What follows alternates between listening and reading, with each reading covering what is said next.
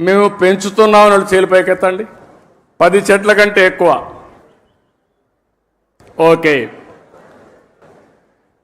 అందరూ ఆక్సిజన్ తీసుకుంటున్నారా లేదా? గాలి పీలుస్తున్నారా లేదా? మిగిలిన వాళ్ళకి గాలి పీల్చే అర్హత ఉందా? ఇప్పుడు ఏం చేస్తారో చెప్పండి. చెట్లు పెడతారా లేదా? చెట్లు పెట్టే బాధ్యత మీద అవునా కాదా? అవునంటే చేలిపైకెత్తండి. ఇదే నేను కోరుకుంటున్నా. ఒక అవేర్నెస్ రావాల్సిన అవసరం ఉంది.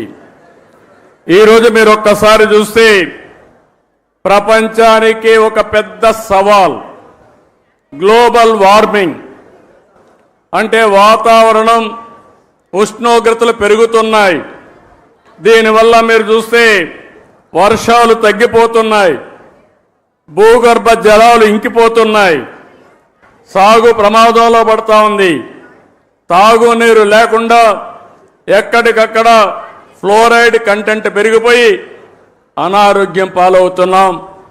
దేవుడు అన్ని విధాలా బాగా పుట్టిస్తే ఈ నీరు దాగి వికలాంగులుగా తయారయ్యే పరిస్థితికి వచ్చాం. అందుకే ఇప్పుడే అంకారావు గారి స్టోరీ విన్నాం. మనమందరం చిన్నప్పుడు చదువుకునేవాళ్ళం, నేను కూడా చదువుకున్నాం. ఆ రోజు మీరు చూస్తే ఆ కథ ఒకసారి చూస్తే ఒక వృద్ధుడు చెట్టు పెడతా ఉంటాడు. రాజు అక్కడికి వస్తాడు. ఆ వృద్ధుడికి వయసు అయిపోయింది. అతన్ని చూసి అడుగుతాడు ఆసక్తిగా, నీ వయసు అయిపోయింది, ఇప్పుడు చెట్టు పెడుతున్నావు, ఈ చెట్టు ఫలాలను తింటావా అని అడుగుతాడు. అప్పుడు ఆ వృద్ధుడు చెప్తాడు,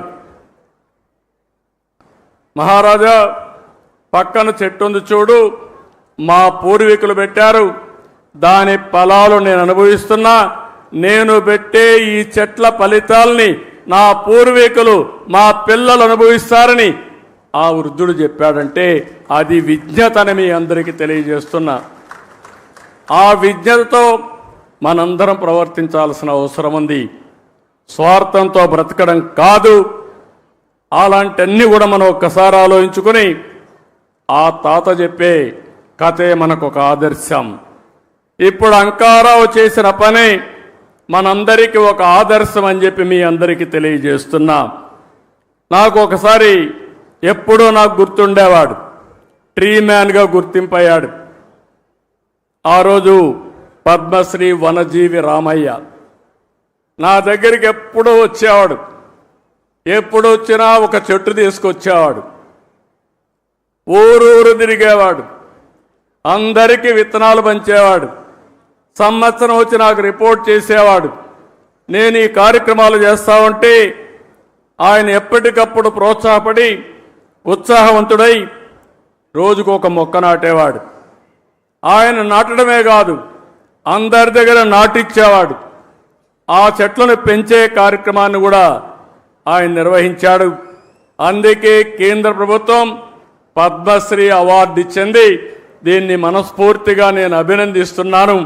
ఆయన ఒక్కసారి స్మరించుకోవాల్సిన బాధ్యత మనందరిపైన ఉందని చెప్పి కూడా నేను మీకు తెలియజేస్తున్నా. ఈరోజు మనం అందరం కూడా గుర్తుపెట్టుకోవాల్సింది